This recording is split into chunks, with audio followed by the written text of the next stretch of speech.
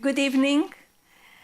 I'm Roxana Markoch, Acting Chief Curator and the David Beckman Senior Curator of Photography at the Museum of Modern Art, and it is my greatest pleasure to welcome you to tonight's forum on contemporary photography, Lines of Belonging, made in conjunction with the 40th anniversary of New Photography, an exhibition which I had the enormous pleasure of co-curating with my colleagues, Lucy Gallen, Oluremi Onabanjo, and Caitlin Ryan.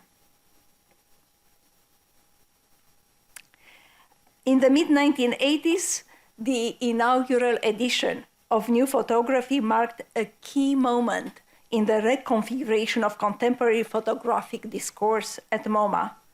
Under the aegis of John Sharkovsky, the director of photography, the series presented a polymonographic curatorial model that foregrounded individual signatures.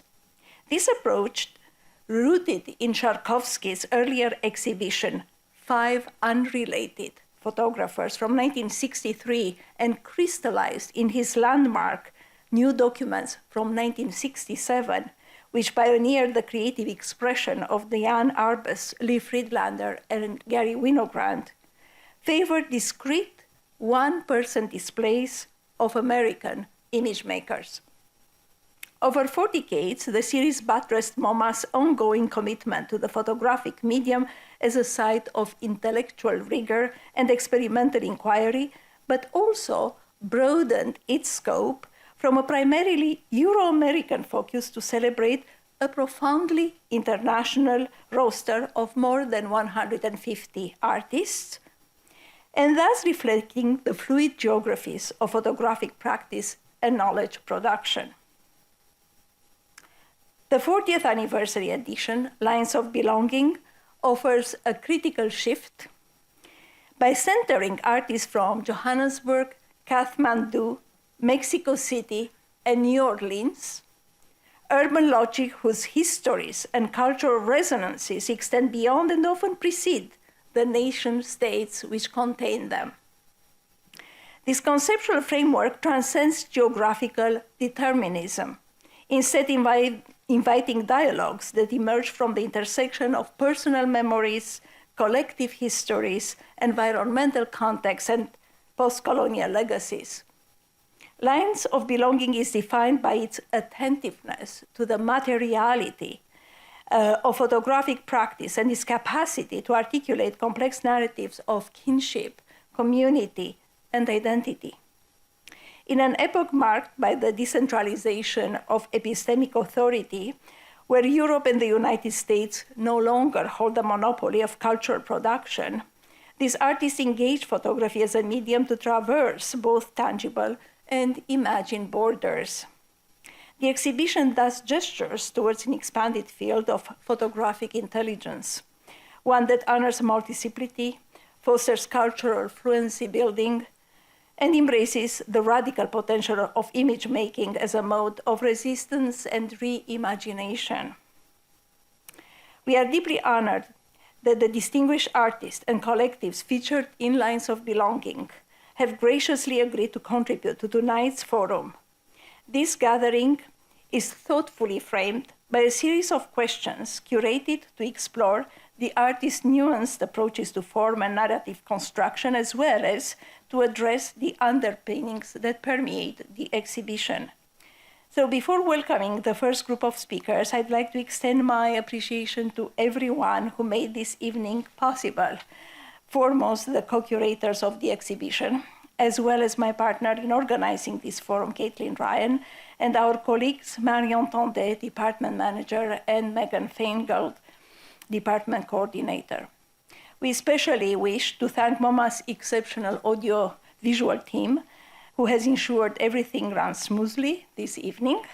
And without further delay, I open the forum with a question posed to the first group of artists, Lebohanganye, Lake Verea, and Lindo Kulesobekva.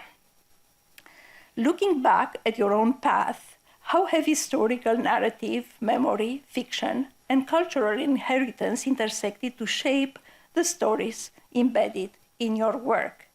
With great gratitude to all our speakers, please join me in welcoming Lebohanganye to the podium.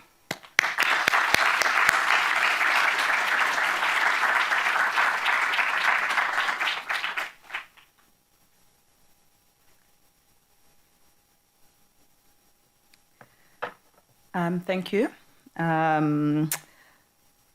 Photo albums, whether familial or transitory, filled or empty, represent critical sides of memory and fiction. Beyond mere documentation of personal histories, family photos evolve into cherished possessions that recall a particular event, a specific person, and a certain time, serving as significant sites for both the act of remembering and the process of being remembered. They also function as conduits for a fantasy that provides a fleeting space to perform ideals of familyness and aspirational selfhood. Beyond their role as mere reproductions of the past, staged photo portraits emerge as catalysts for memory, imagination, and the conceptualization of presence and absence. Following my mother's passing, I began to search for remnants of her within our home and found many of her photographs and clothes. I turned to her photo albums to safeguard against loss by anticipating that I'd forget what she looked like and her defining gestures. In 2013, I created the photographic series, Gilefalaka Her Story, restaging my mother's photographs at the locations where she was photographed wearing the same clothes and mimicking her poses. I then superimposed translucent digital images of myself onto my mother's photographs, thus becoming her shadow. Through this layering of the two images and of time, the concept of the ghost started to emerge within these photographic works. Philosopher Jacques Derrida suggests that losing someone you love results in a loss of self, thus a double loss. So by superimposing my images with that of my mother in Gilefalaka, I invoke the sense of the double loss.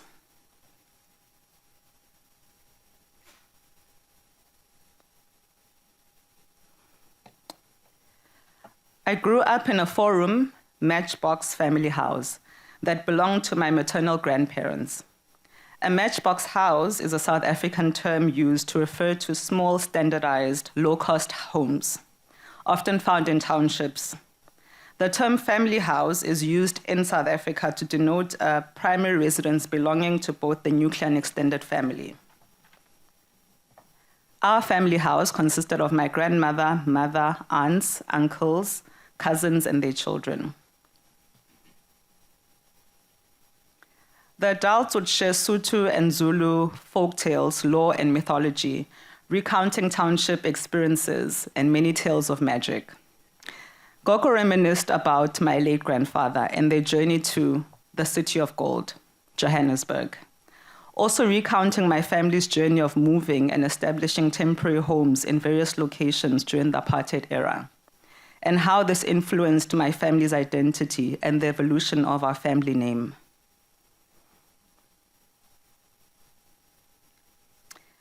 I began visiting the various places where my matrilineal family had lived in South Africa, collecting stories from extended family as well as old family photo albums. I uncovered 4 distinct variations of our family name, Kanye, Kanye, Khanye, and Kanyile, which attest to the story of displacement and land dispossessions faced by South Africans under apartheid laws, and how the Land Acts intertwined with familial, national, and cultural histories. This exploration culminated in a life-size cardboard cutout installation that you see on screen. Mohlokomedi, which viewers would be able to enter from one of the 4 passages, each symbolizing a new extension from the family's root.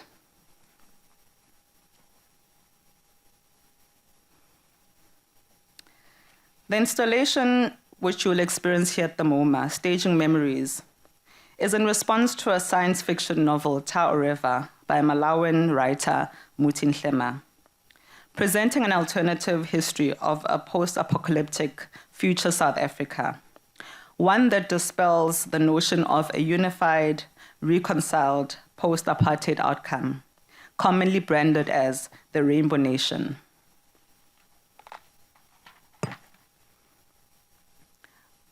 The work transverses the temporality, pre-apartheid, post-apartheid, and a dystopian future nation. The work imagines the return of Nelson Mandela, a literary and highly mythological hero in the story of South Africa, returning to an uncertain future.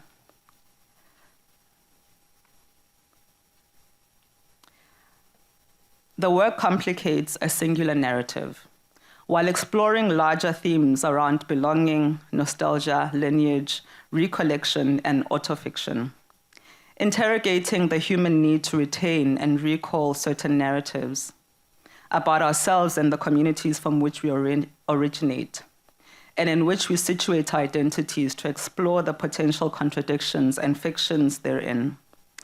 In re-looking at certain historical narratives, what are the stories we tell ourselves, both subjectively and collectively? Thank you.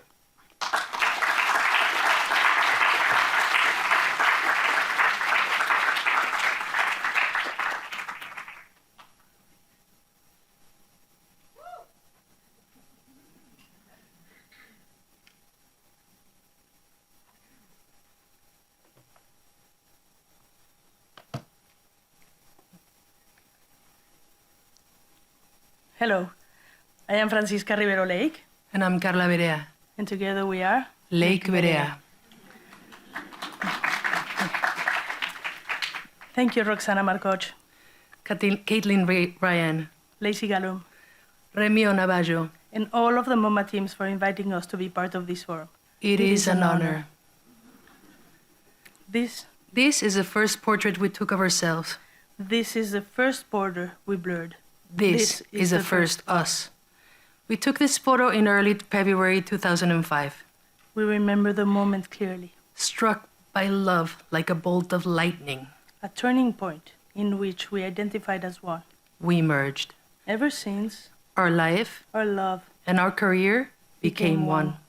Little by little, as we discovered this new us, and learned about each other, we recognized that we shared and complemented one another in our personal physical, and creative dimensions we still do, every day.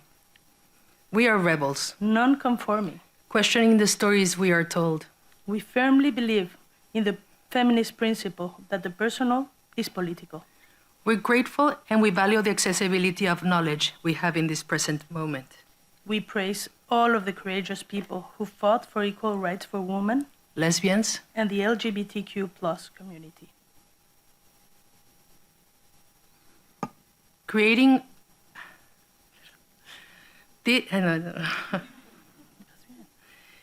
creating art becomes second nature in our everyday lives.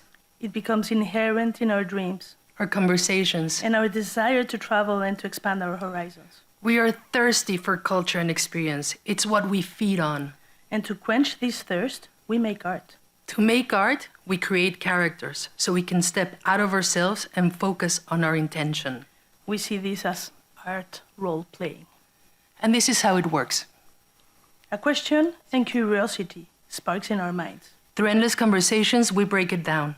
We start to research in books and on the internet. The question starts to crystallize and characters begin to develop its persona, We choose cameras, films, lenses. and other equipment. We then plan, Map out budget. and do whatever is needed to secure the funds to prepare the journey. The process is thorough, whether the journey is to the next neighborhood or another continent. The character seeks and defines the intention needed to fulfill the research, to pursue this mission. We define the uniform. We start the journey and inhabit the character, We have had several characters throughout our lives. each one questioning something different. Since we have little time, we will go fast through some and deeper into others. Memory Online, 2017-2019. In which we become memory weavers. This is the installation view in Museo Amparo in Puebla, Mexico in 2021. Couples Frottage, 2011-2025. in which we become the imprinters of architecture's skin. Here we are at the Ortega Garden by Luis Barragan in Mexico City in May 2021, The Archivist, 2009-2025. in which we become the treasure diggers. Here we are at the Annie and Joseph Albers in Bethany, Connecticut, September 2021. And now we will talk about Paparazza Moderna, 2011-2025. we become paparazzi of modernism. We researched the lives of single-family houses made by beacon architects from the beginning of the mid-20th century. We approach the houses unannounced, shoot as fast as we can, paparazzi style, looking for the faults and the unexpected. We then compose a personal portrait through collage of many images that render the personal narrative and interpretations of the houses that have shaped the architectural history. This is the Schroeder Rietveld House in Utrecht, made in 1924. Now on view in Yale Architecture School Gallery, you can visit this full exhibition featuring 26 men and women who built the most iconic houses of the US and Europe. In a way you have never seen before. Modernist archaeologist, 1-to-1. We become the archaeologist of modernism. We pay homage to architecture. We measure ourselves with it. We see it by ourselves. We understand the dimension, The size, the volume, the texture. the smell. We understand architecture as a living being. For the series One-on-One Fine Arts, we photographed fragments of the iconic Palacio de Bellas Artes in Mexico City, For this series, we selected murals, sculptures, ornaments. and architectural features. We measure carefully and with precision each element. We photograph the fragment. The intention is to contextualize the photograph detail and use them as words in which we build a discourse to address physical confrontation, The idea of monumentality, fragility, history. and time. We aim to favor a close, intimate gaze, controlling the vertigo and bringing the inaccessible closer. We print the fragment exactly the same size it is in reality. And we create a new and personal narrative around it. Contrary to how traditional archaeological logic works, in which from a found object, theories, and reconstructions begin to arise, we disregard official history and make our own. Our narrative privileges a poetic reading, reimagining the past. We make images for ourselves and search for answers to our questions. We feel lucky and appreciate that our passions to make all of these images, the series, and the quest have found an echo and an interest with curators. Collectors and institutions. This makes us feel that we are not alone in this quest. That others also feel the need to see and hear new different versions of histories we are told.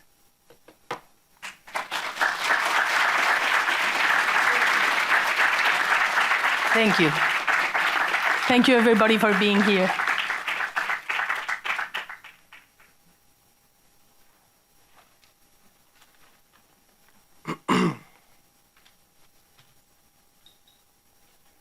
Thank you.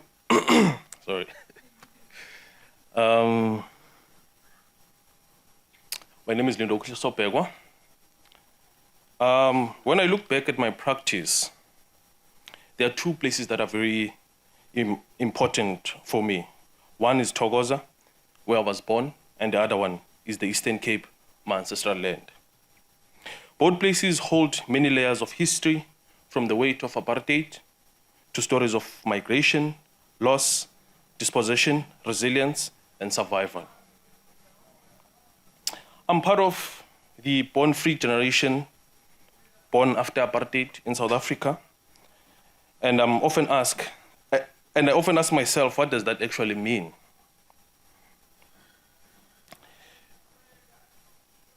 Being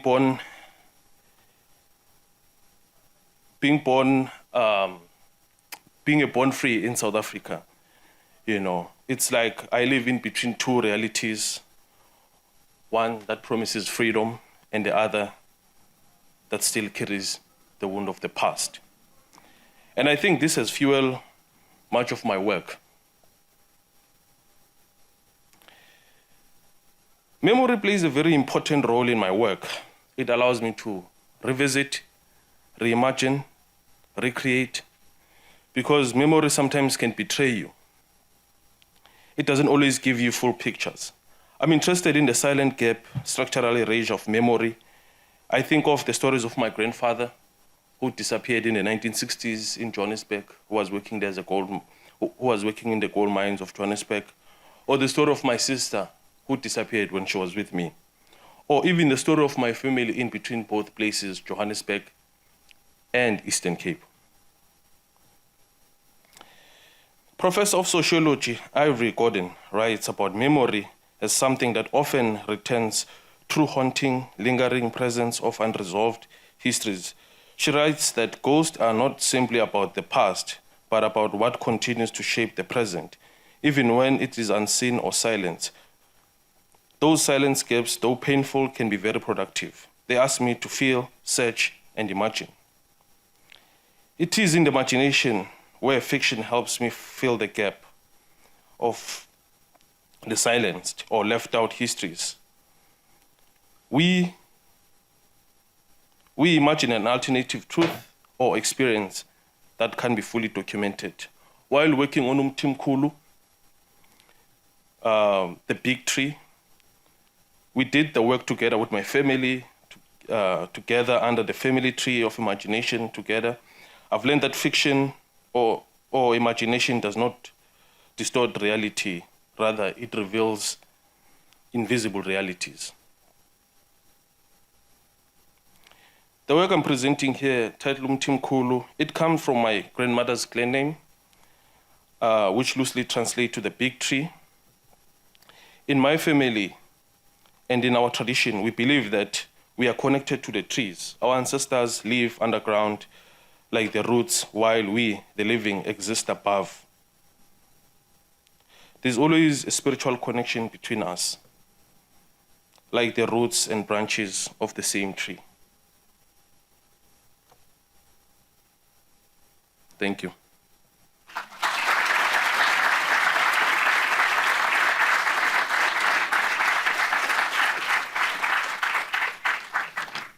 Thank you, Lebohang, Carla Francisca, and Lindo for those thought-provoking and gorgeous presentations and for sharing your work with us. And I am thrilled to be welcoming our next set of New Photography 2025 artists and speakers tonight to the podium to whom we pose the question, how do you engage with the idea of a border, not just a physical or geopolitical boundary, but as an emotional, cultural, or temporal threshold?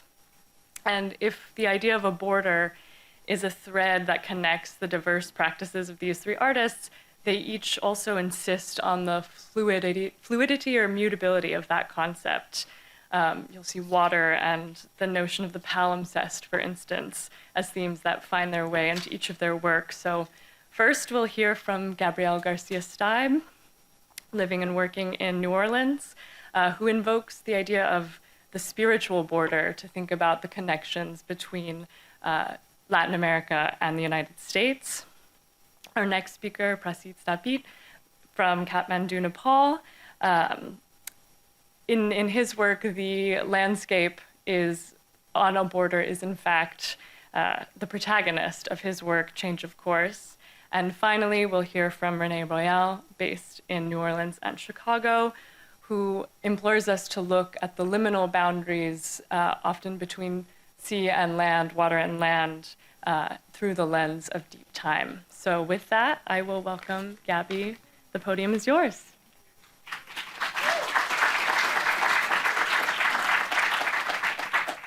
Hi, everyone. I'm going to try my best here. I don't like public speaking, but we're going to do okay. Thank you guys, everyone from MoMA, for having me. It means so much. I will get started. So these two quotes I always put in my little intro. My favorite being, "It is no easy matter to go to heaven by way of New Orleans."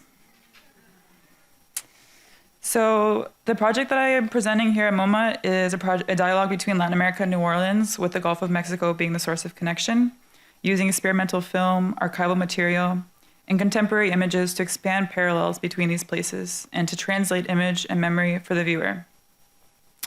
Like Caitlin said, I'm interested in how there are these types of spiritual and environmental connections between these places. For example, in this set of images, the right is from my grandmother's archive at a festival in Nicaragua, and the left is the same image, the same place, the same festival in 2 years ago.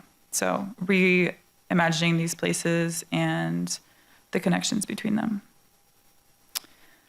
I'm interested in the stories not only that come from my family that fled the dictatorship in Nicaragua to live in New Orleans in the 1950s, but I'm also interested in present day, the migratory experiences and the new lives of immigrants who came post-Hurricane Katrina to help rebuild our city.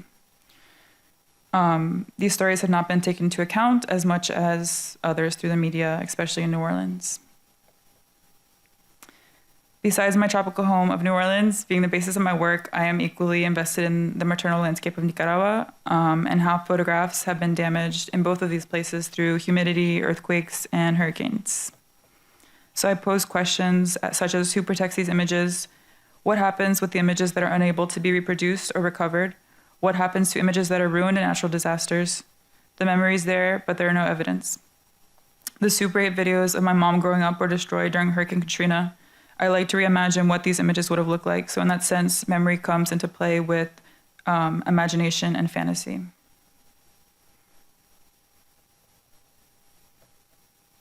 I'm looking for the video, sorry.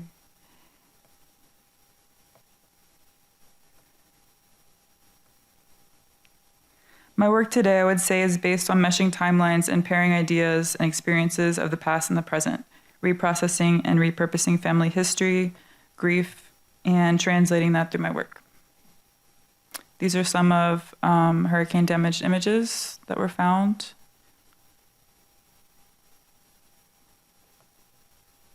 These are more family events, my mom. And this is a video that I'm working on that uses archival videos of Nicaragua as well as footage I shot this past 2 years.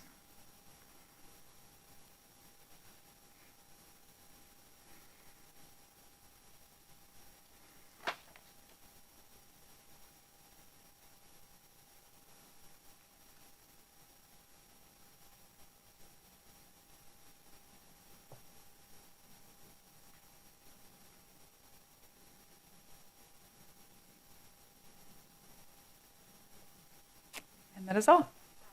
Thank you.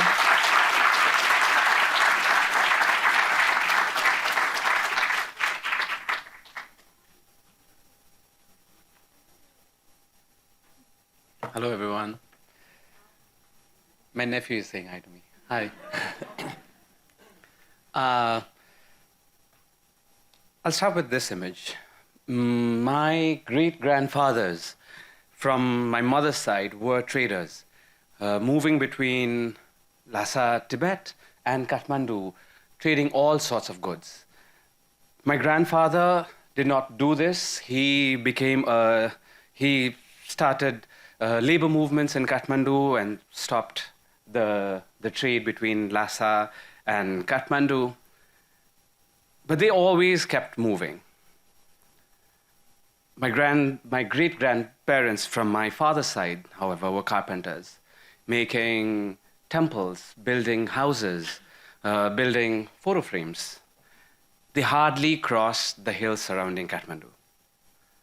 And listening to these stories growing up from my grandparents, borders were both rigid, these physical hills around Kathmandu Valley, but also fluid. Because my family, fluid because these are families and memories and goods crossing literal mountains. And now, as I work in different places in the borders or across Nepal, I see the same sentiment come through from my grandparents' stories. Though the borders are now more rigid and sometimes even violent, the sentiments are the same. This is the Khan family from Susta. Susta is the village you will see in the exhibition upstairs. And there are a lot of inter-border marriages in the Khan family. Not just in the Khan family, the entire village of Susta, and not just the village of Susta, but the entire southern plain of Nepal. The same up north. This is the village of Timure, close next to Tibet. And the people there, the culture, the language, the religion, everything is Tibetan. I really like how the magazine Himal South Asian puts South Asia without the space in between as one word. Because South Asia is not a geographical space. It is an idea. It is an idea of shared space, shared ecology, shared geography, shared history, and shared struggle, but also not undermining the oppression, the conflicts within the region, and the differences. This brings me to Photo Kathmandu. Photo Kathmandu is a small festival that we run in Kathmandu every 2 years. And for this year's edition, we are focusing on South-South solidarity. Like South Asia without the space, South-South solidarity resists a global order that divides the South and keeps it dependent on the North and has control over it. And that control is authoritarianism. And that authoritarianism trickles down to our very governments. Yesterday, there was a huge protest in Kathmandu, led by Gen Z. These are young people who were protesting against corruption, who were protesting against the ban of social media, who were protesting against, who were protesting for the higher ups, for the political parties, for the politicians to really own up to their corruption and their mistakes. That was met with violence. As we speak, 19 students have been killed. 19 people, some students in school uniforms. These are kids, 16-year-olds, 14-year-olds, 20-year-olds, 29-year-olds. They were violently shot and killed. 300 or more are in the hospitals as we speak. And this is the same playbook that has been going on for centuries. That trickles down from oppressive regimes all over the world and now to our very governments. It's really sad to see how this is happening.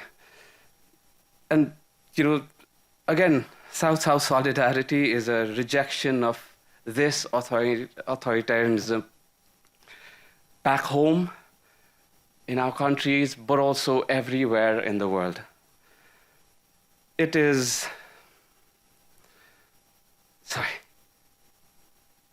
this looks at, so what we're trying to do with Photo Kathmandu is look at this very authoritarianism through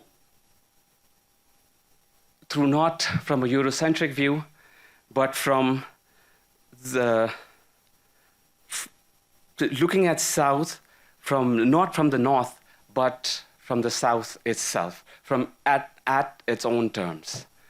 Thank you. Really sorry for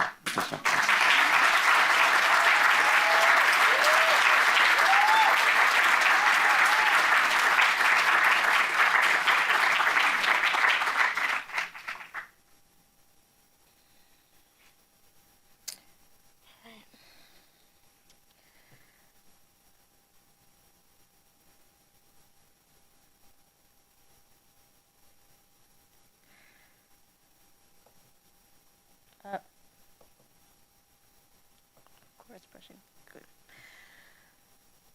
When I first received the question, my initial response was simply, I don't.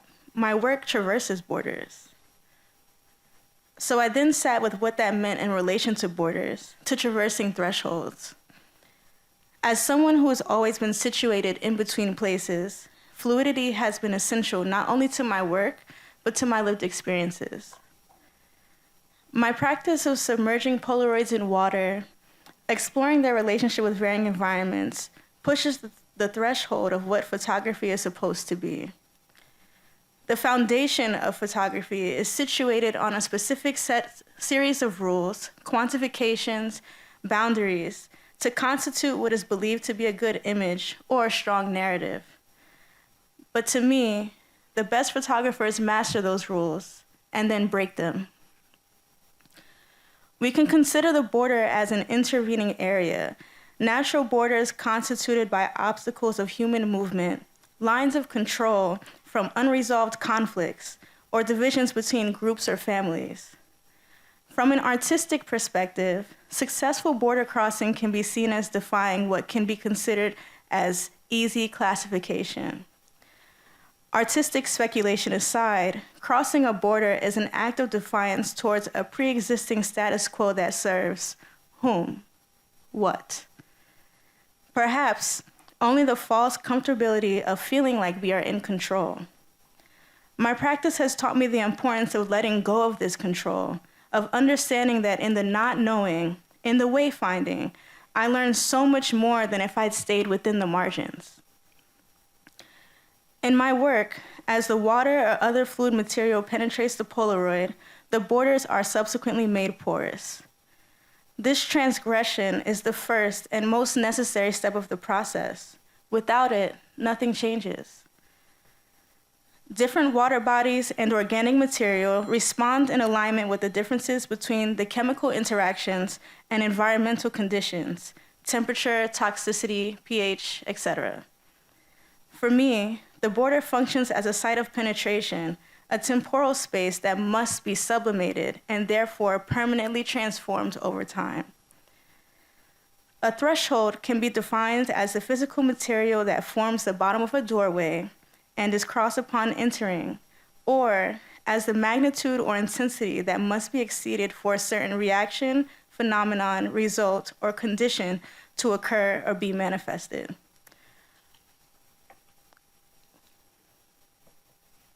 Whichever definition one prefers, there's always an action associated with the threshold. From the emotional, cultural, and temporal threshold, which functions as an invisible border, treading beyond a certain point results in a transformative shift in positionality, even if not immediately visible.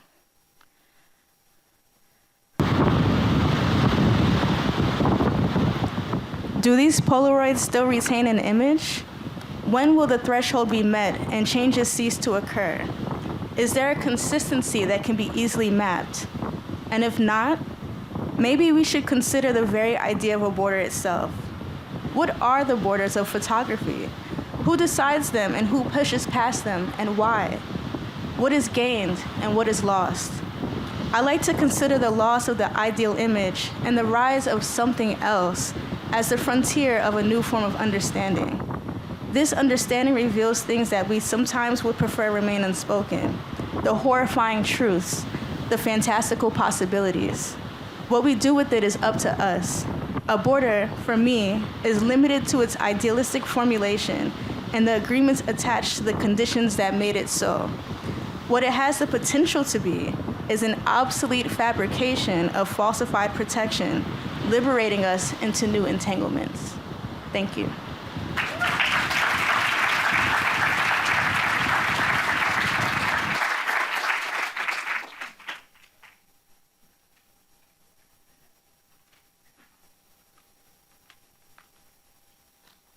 Hi, I'm Lucy Gallen, curator in the Department of Photography. To this next group of artists, we asked, how does your work contend with lives and experiences that might be otherwise hidden, obscured, or left aside, including those by and about women? In response, we'll first see a video sent by Nayantara Gurung Kakshapati, founder of the Nepal Picture Library, about the NPL's ongoing initiative, The Public Life of Women, a Feminist Memory Project. Such a question about bringing forward experiences that might have been hidden and obscured has a different resonance today after the announcement this weekend of a social media ban in Nepal, as Prasit was talking about, and especially today, reading reports about the protests and the lives lost in Kathmandu. Nayantara, Divas, Shikar, other members of NPL are not here in person. Thankfully, Prasit is here. Since they're in Kathmandu preparing for their upcoming festival, Photo Kathmandu, which opens later this fall in November. I encourage everyone here to visit the website to learn more about the festival and their ambitious programming there, and to support them in this vital work. Following NPL and Nayantara, we will hear from Gabrielle Goliath, a Johannesburg-based artist whose ongoing work, Berenice, is an invocation of absent presence. Gabrielle will be followed by Tanya Franco-Klein, who has traveled from Mexico City to be here and shares her practice of psychological landscapes. And finally, we'll also hear from Shilasha Rajbandari, who also joins us via a video recorded in Kathmandu, and who reminds us that, quote, "The women's stories and the labor they carry have often been rendered invisible in history. Women have always resisted and will continue to resist." Thank you.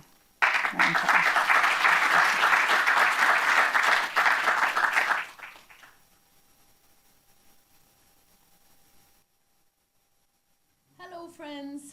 My name is Nayantara, and I am the co-founder and director of Photo Circle and Nepal Picture Library, based here in Kathmandu, Nepal.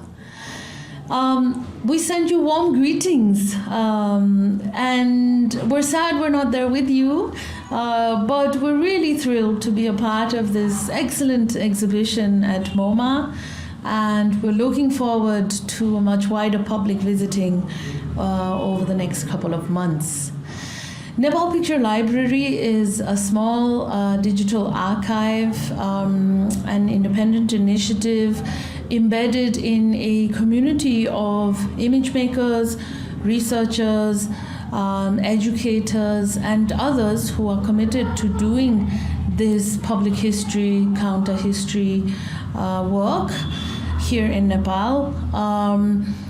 As some of you might know, Nepal was a 240-year-old Hindu monarchy that officially transitioned into a democratic republic in 2006 after a difficult 10-year-long civil war.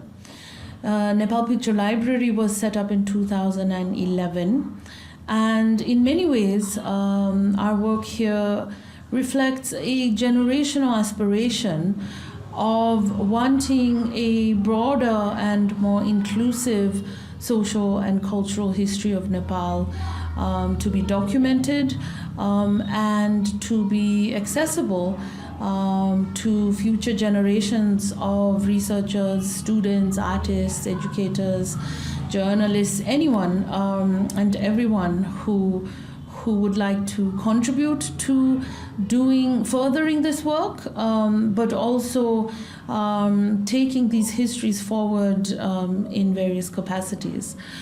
Our work here at NPL involves caring for these materials that come to us from a variety of sources, ranging from individuals to organizations to publications and trade unions and many other contributors. And we're very keen to create as many avenues as possible for wider Nepali public to access this material. So as often as possible, we make exhibitions, we make books, we travel with this material, and we invite artists and other interlocutors to come and engage with the archive. The Feminist Memory Project was initiated in 2018. It's a growing repository of over 8,000 images and other documents that reflect a real diversity in the way Nepali women were experiencing feminism. And I want to read a little bit from something that my colleague and co-curator of this particular archival exhibition, Divas Raja Kesi has written about some of this work. Diva says photographs are also more than just documents of evidence. They are objects that constantly command us to interpret them metaphorically, aesthetically, and emotionally. I find it really valuable that photographs allow us to say that those too are integral to the truths that we seek from the past. As a photographic repository, then, the Feminist Memory Project poses that we disrupt the beliefs that we may have internalized as feminist truths and situate ourselves in a thicket of interpretations. Rather than staying with fixed narratives about the courses and directions of feminism, the archive encourages fresh connections, evaluations, and meanings to be drawn.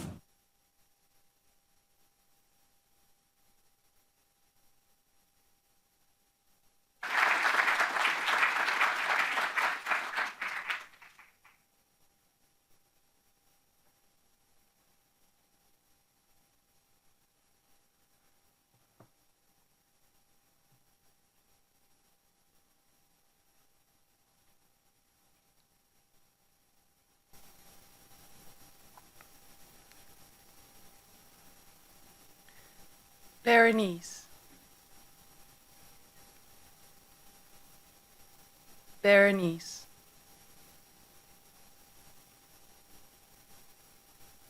Berenice.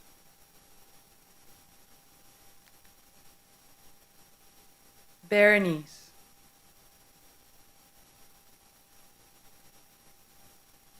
Berenice.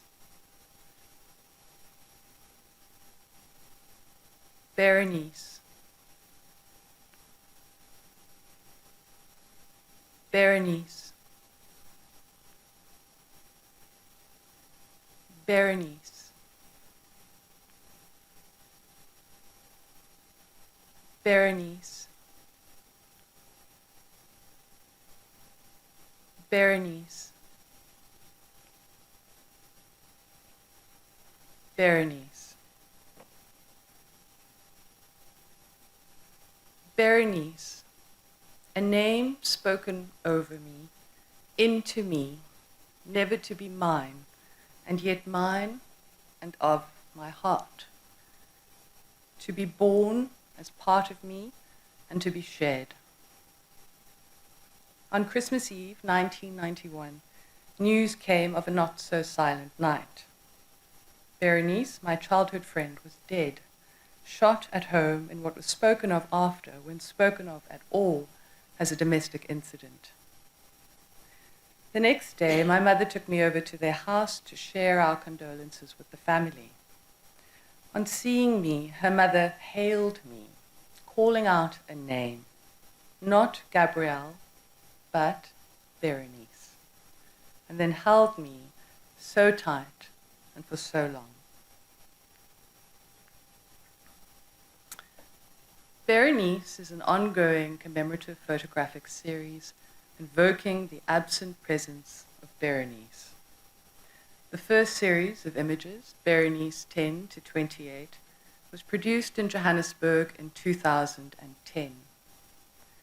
In numbered monochromatic stills, 19 brown women of similar age offer themselves as surrogate presences, standing in for Berenice, as each of them marks another year unlived.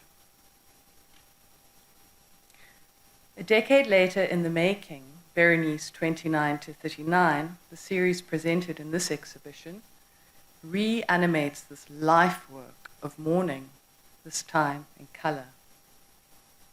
Occupying a spectral field of pink and purple hues, the collaborating sitters present an expanded community of peers, artists, writers, musicians, activists, mothers, friends, older now but still bearing this name as a collective work of refusal.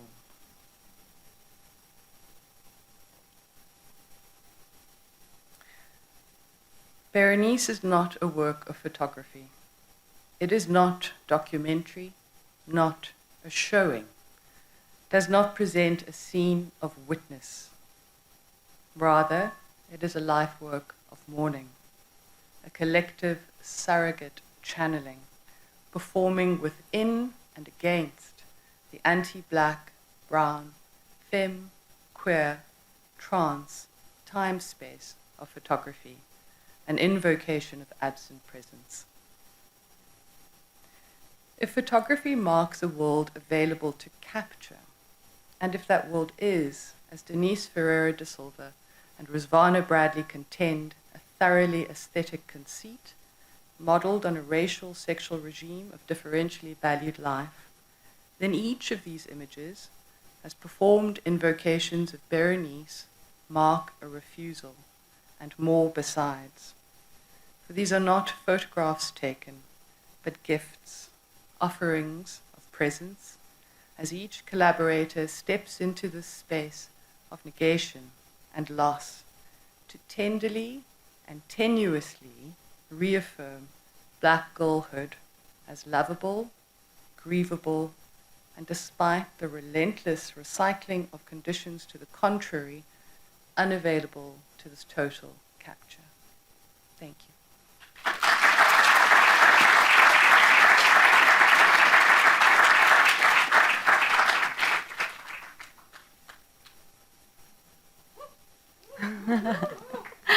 Hello everyone, or let me, okay, so, let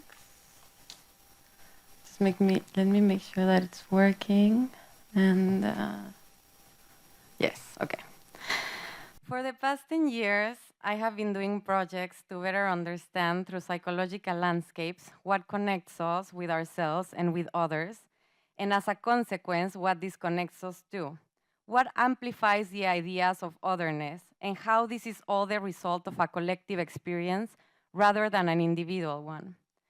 I see my practice as emotional and social anthropology. I try to use my work to invite viewers to self-reflect and think on their personal and emotional experiences as a cultural construction rather than a personal one, and to see their identity and everyday habits as a reflection of the system that permeates us as society.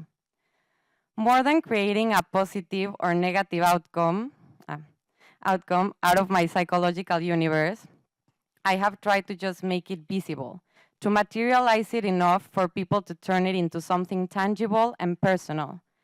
I have been inspired by psychological theories like Byung-Chul Han, the Burnout Society, to better comprehend the psychological consequences of late capitalism in societies which increasingly prioritize economical growth and are fixated on production and self-improvement rather than on well-being.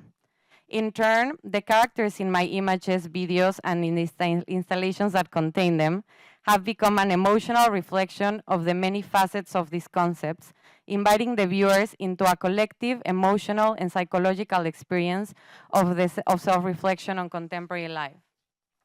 Emotions and the rituals that succeed them can be seen as an obstacle to productivity. Therefore, they might be deemed as useless or even as an obstruction in today's world.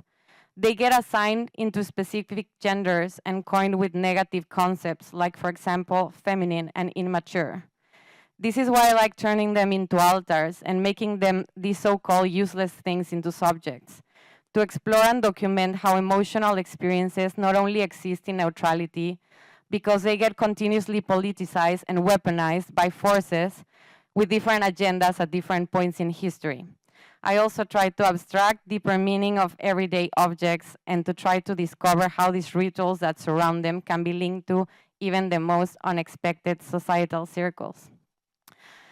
It didn't take long after I started doing my first projects for me to notice that the way people was discussing my work was not necessarily from the sociological and philosophical point of view of my work, how I was hoping, but that they would continuously mention and make highlighted descriptions of the character's gender and profiling a character which happened to be me, a woman of a very specific profile.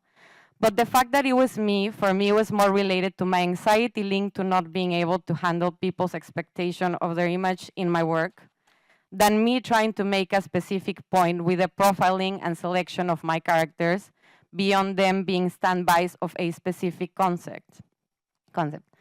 I remember that at the beginning it used to bother me a lot, and here I was trying to make points on sociological theories and people was only concentrating on the characters of my work. Okay. But then it got me thinking, and I wanted people to read the narrative of my work from one perspective, but the profile of my characters would always create a new layer of meaning to whoever was looking into the image, and it was out of my control. That made me flip my attention into the gaze of the viewer more than into the narrative that I was trying to create. I started noticing this type of bias also in journalism and the media in the way two images with the same visual narrative and situation could contain completely different wording and meaning, depending on the subject itself, not the context. I found it fascinating how we, as makers, usually get more interested in the content of the artwork rather than whoever is in front of it, creating an assessment of it. So I decided to start a long-term experiment, a visual anthropological study on the gaze, which takes me to Subject Studies, Chapter 1, the prologue, which you're looking now. How to materialize the gaze of the viewer. Comprised of 106 portraits, the project examines the perception of the gaze and the biases of the viewers when confronted with images of strangers who exist in the same context. By constantly recreating the same frames with different subjects, the project explores how each viewer's cultural and personal background influences their perception of the scene, the image, and the people within it. The images maintain formal constant through location, composition, and lighting, leaving the subjects as the only variable, consequently exposing how the audience grapples with their own relationship with the strangers, leading to different interpretations of the image and the labels they assign to the person in front of them as a whole. Therefore, exposing their bias and preconceived ideas of the other, which is the base of how we relate to the world that surrounds us.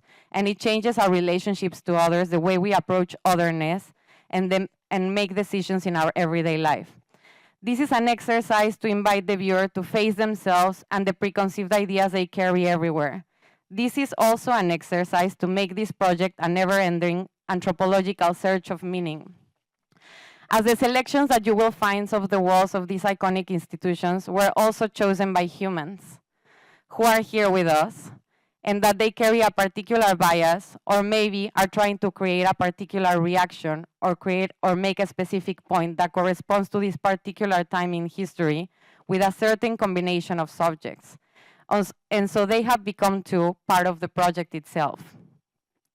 What a dream. Thank you so much, Roxana, Caitlin, Lucy, and Remy. I would really like to know one day about your character selection and how you became part of the project. And I will finish just with this quote by Anais Nin that says, we see things not as they are, but as we are, because it is in the eye, behind the eye, that does the seeing. So my presentation is still going on, but I don't know how to. Okay, there you go.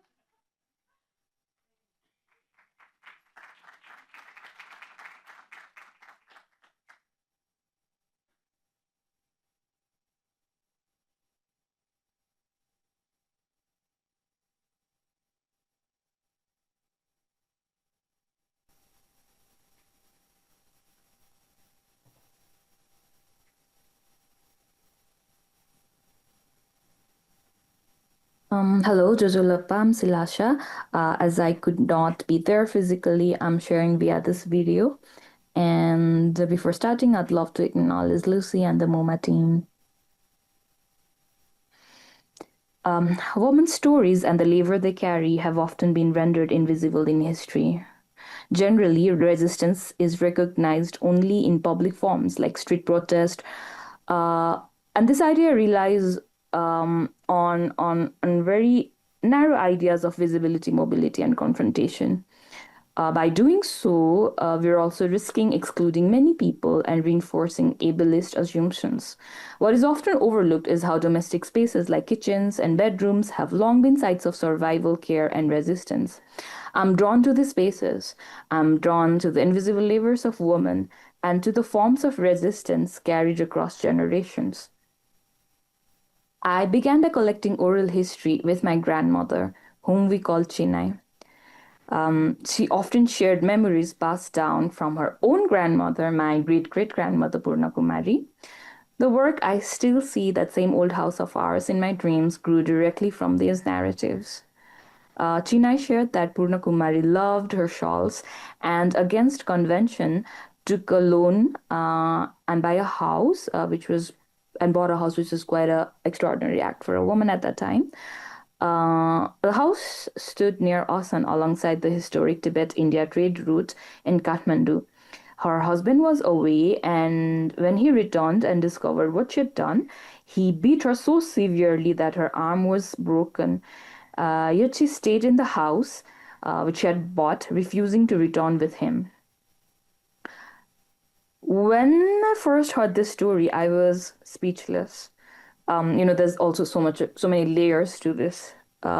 First of all, the domestic violence, her defiance, and also strong resonance to that place, because the house she fought to keep 5 generations before me is the same house I grew up in, and the same house that inhabits many of my dreams till this date. Around the same time, I also began the work Agony of the New Bed. Both works grew out of the conversation with my grandmother, but the series intersected with my own marriage, which took place at the time. The wedding was not something we truly wanted, and it was kind of like a performance we staged for our families. During that time, I began speaking with women across generations, friends, relatives, strangers, and there was something I was also trying to figure out these unspoken experiences, but also a kind of pattern started to emerge through that conversations, and then I started to realize it. A lot of things which we thought was very, very personal is actually very, very structural. And some of the patterns was like the exhaustion of moving to partner's home, the pressure of narrowing choices, and slipping away of selfhood and one's identity. Yet the patriarchal system that marriage reinforces is often disguised as celebration. Only later did I begin to see how early the narratives are etched. In Neva community to which I belong, girls are symbolically married to bale fruit during the E ceremony, and later to the sun during the Bara coming of age ceremony. And this is like either in the first menstruation or right before the first menstruation happens, and clearly before the marriage with the actual human, if that happens, but in a very young age. There is an argument that it's often framed that these are done as a protection from influence from the religious ideology of widowhood. They also, there's this argument, but it also enforces early control over women's bodies and choices long before a girl can exercise her real agency. People also very often say women in our community had more agency in the ancient times. And while it might be true, the reality now is clearly different. I was exhausted. I was starting to get exhausted by fitting myself into these expectations. So it was getting very difficult for me. For countless women, the bed does not hold comfort. It holds memory of violence, marital rape, or abuse endured in childhood. Violence is not only forceful, nor always inflicted by strangers. It can arrive manipulatively in spaces we are taught to trust and be safe in. I carry my own trauma of being violated when I was quite young, by someone who was meant to protect me. To speak this truth, this experience is actually also very difficult to share about this, because the harm comes from those who are closest to us. Over the time of 10 years, agony of the new bed has shifted with me. It began in discomfort and anger, moved through exhaustion and breakdowns, and slowly became a way of letting it out. It became a space to give shape to the collective structural and generational pain that so often remains unspoken, and in moments of hopelessness for myself, it became a reminder that even in places where violence is disguised as love and where celebrations marks as erasure, women have always resisted and will continue to resist. I cradle the weight of generation of women within me, allowing grief to flow through me into this work. And in doing so, I set down some of those exhaustion and let part of myself rest. Thank you.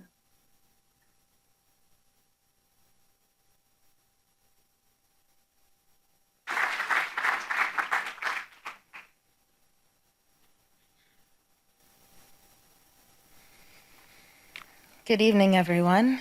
My name is Remy Anabandra. I'm the Peter Shub Curator of Photography here at the Museum of Modern Art, and it is my pleasure to introduce the final trio of contributors, Sabelo Mlangeni, Sandra Blow, and El Kasimu Harris, who will present in the order that I have listed them. When I first encountered Sabelo Mlangeni's work 11 years ago, the earth slightly tilted on its axis. His pictures remade my relationship to a city ever close to my heart and mind, Johannesburg, but also complicated my understanding of what a portrait might make possible. More recently, but no less directly, Sandra Blow's incandescent images of Mexico City's queer community exploded my sense of what is possible in the picture plane, body to body, face to face. Her images are daring and undeniably beautiful, never occluding the stakes of connection and self-expression in the process. El Kasimu Harris's contemplative photographic meditations are poetic odes to community, indexing absence and presence across legendary Black bars and lounges in New Orleans and beyond. For me, a sense of sound vibrates off each of his pictures, whether boisterous or solemn, cacophonous or harmonic. For these three image makers committed to the collective, the question I posed is as follows. Who do you make your pictures of, and who do you make your pictures for? Their responses, I'm sure, will be as illuminating as their work. Sabelo, the floor is yours.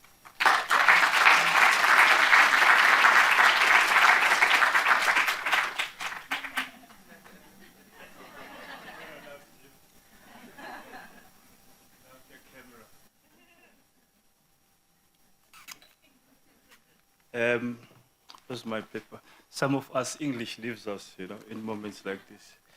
And I'm always reminded how performative is photography as a medium. My name is Sabelo Mlangeni. I'm a cameraman based in Johannesburg. In South Africa, a cameraman is a photographer who is immense in capturing the soul and the spirit of the community. We find the photographer in community events and ceremonies, especially in the townships and rural areas. This is how I was introduced to photography in 1997.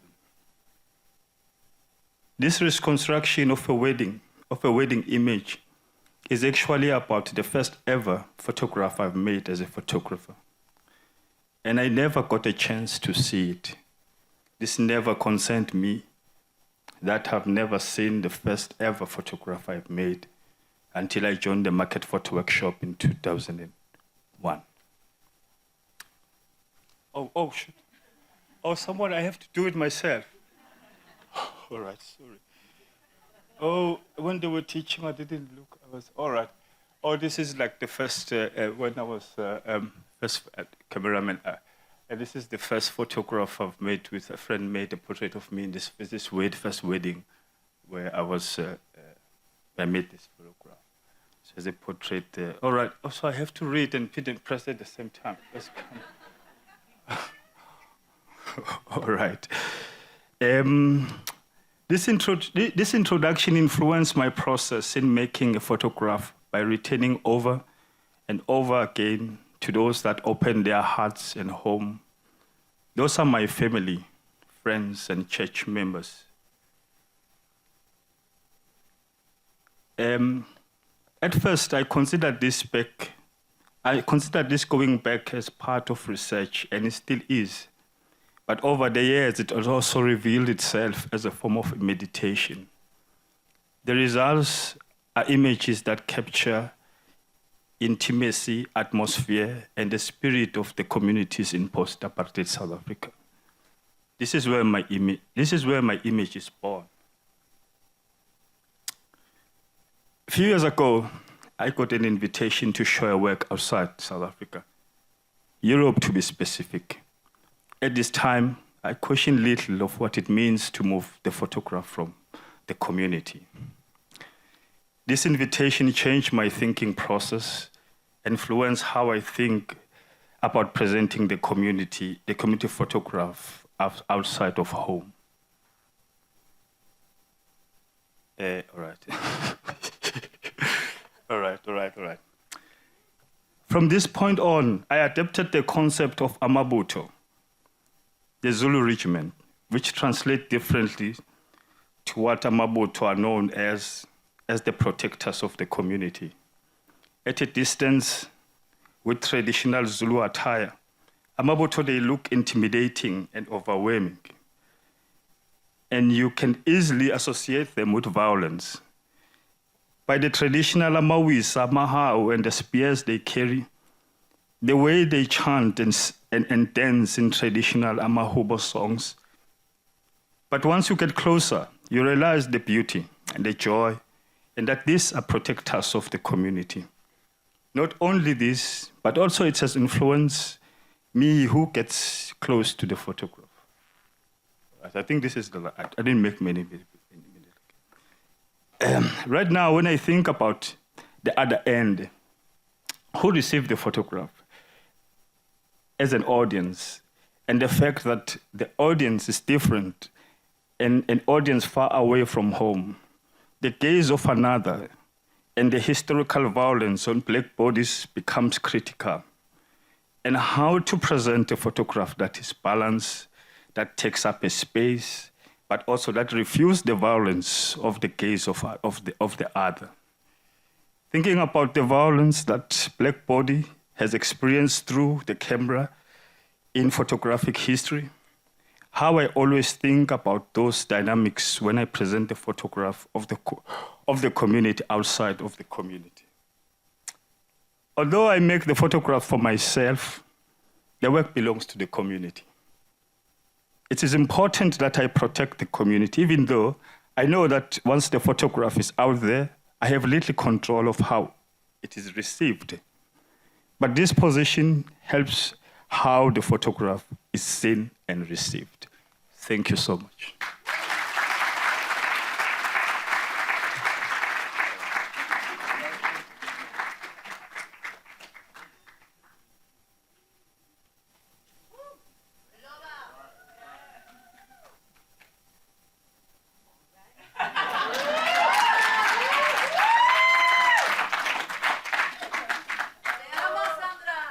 También.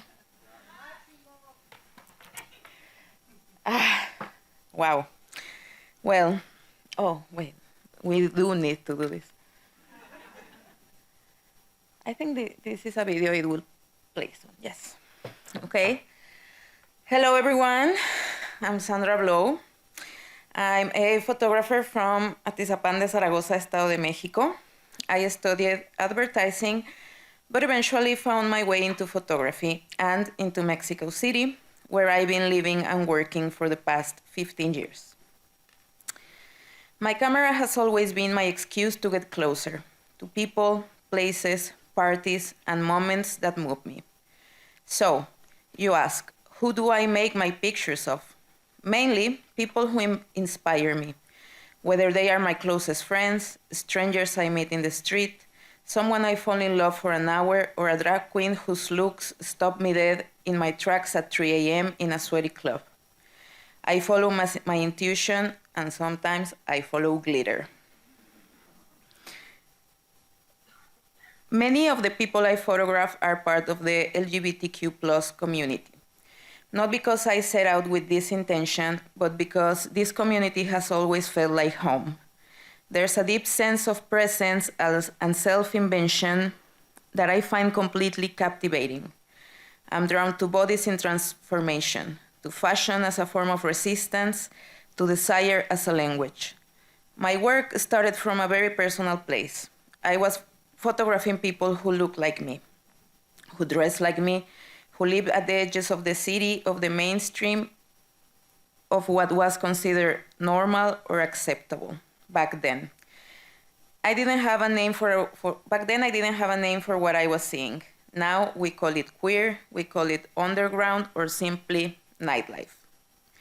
My friends are at the core of my archive. Through them, and sometimes through myself, I explore beauty, vulnerability, pleasure, power. I make images that try to say, we are here, we are radiant, and we are not going anywhere. Now, who do I make my pictures for? Honestly, for everyone. I don't believe art should belong to any type of audience. I want a teenage girl in Tokyo, a grandmother in Buenos Aires, or a fashion intern in Berlin to feel something when they see my work. You don't need to be queer, Mexican, or a raver to connect. My images are invitations, not instructions. At the same time, I know not everybody will get it, and that's fine. But I make my work to be seen, to take a space, and to leave a trace. Photography, for me, is not just an aesthetic practice, it's a spiritual one. It lets me move through different worlds, art, fashion, nightlife, while staying true to what matters, intimacy, memory, and community. So yes, I photograph the people around me, lovers, muses, rebels, weirdos, friends, freaks. And I do it for anyone who wants to look, even if it's just for a second, even if they don't know exactly what they are seeing. I want to thank so much the MoMA for having me here, Roxana, Lucy, Caitlin, Noemi, my family who came all the way from Mexico City, my friends, my boyfriend, and Miami too. I have people from all over the place. And I am very excited because I just saw one of my favorite photographers in the audience. Elinor, I am your biggest fan. And one time I wrote you through Facebook and you answered my message. And that was very meaningful for my practice. So thank you so much. You're an inspiration for me. And thank you forever, Roxana. ¡Que viva México, chingada madre!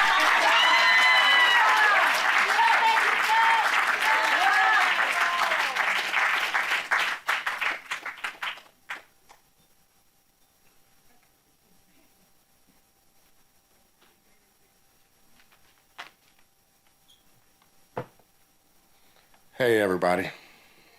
All right, how y'all feeling? All right. Everybody need to stretch? All right. Thank y'all for being here. Thanks to my family. Thanks to so many people who mean so much to me. If I said thank you to everyone, I would take up all my time.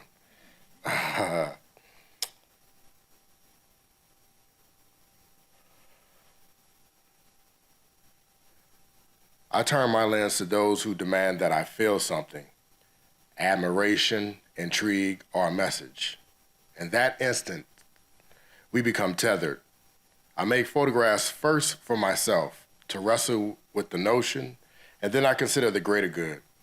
I create images for those who cannot, for those whose narratives have long existed only tepidly, never deemed worthy of being told until now. We cannot tell stories from our final resting place, yet the written word and a photograph can endure. Even in this era of erasure and censorship, it remains paramount to preserve and amplify our histories. 20 years ago, my native New Orleans began the arduous task of rebuilding after Hurricane Katrina. When the waters receded, They left behind ruined photographs, often irreplaceable, snatching a beautiful past for a bleak present. It was traumatic, violent, and deeply unsettling. Vanishing Black Bars and Lounges is a perpetual reconciliation of what New Orleans was and what it is, while preemptively confronting what it could be, a soulless city stripped of blackness. I turn my lens to the culture bearers, the overlooked geniuses whose global influence is undeniable, yet their compensation remains paltry or non-existent. New Orleans without Black people might as well be East Mumble, you know what.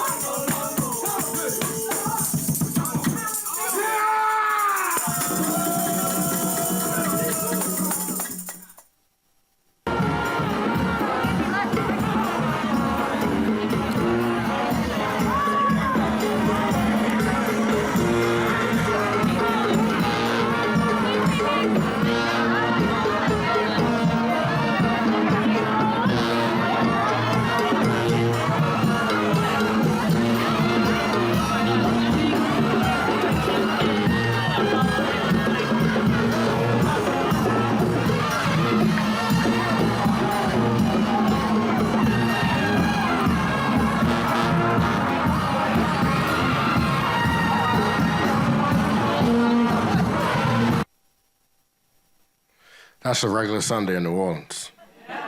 Seriously.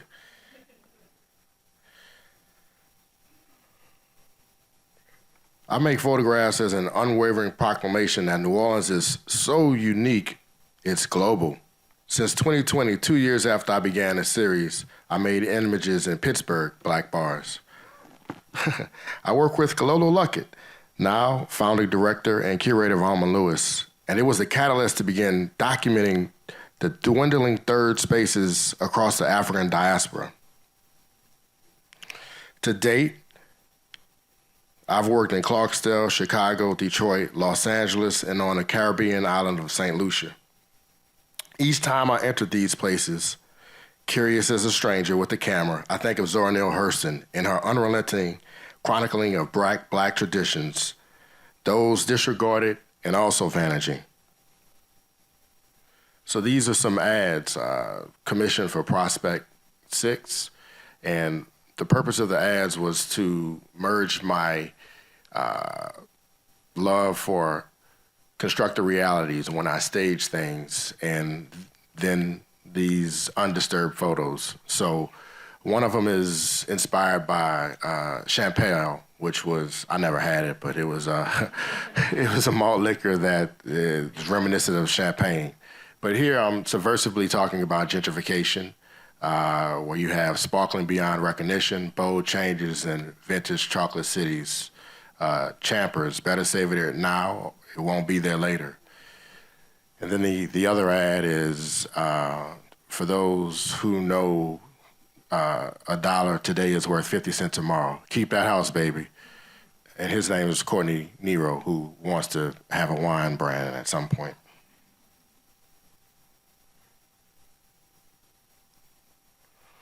When I write our narratives and press the shutter, I'm reminded that this is not just an artistic career. It's a calling. Each frame is an unwavering declaration. I was, I am, I will be here. We are here. Thank you.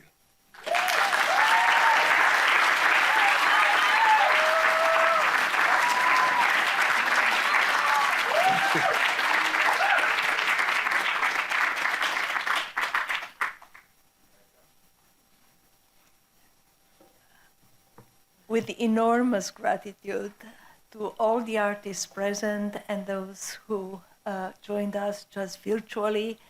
Thank you so much for sharing your profoundly moving histories, stories, communities, the gift of your ideas, the gift of your work. We will have to close our evening with the words of the artists, as there are multiple things happening at the museum today, so there will be no gathering as we usually do, but we do invite you back to see the exhibition, and we look forward to celebrating at the next forum that you will be receiving in the future. So thank you all for joining us.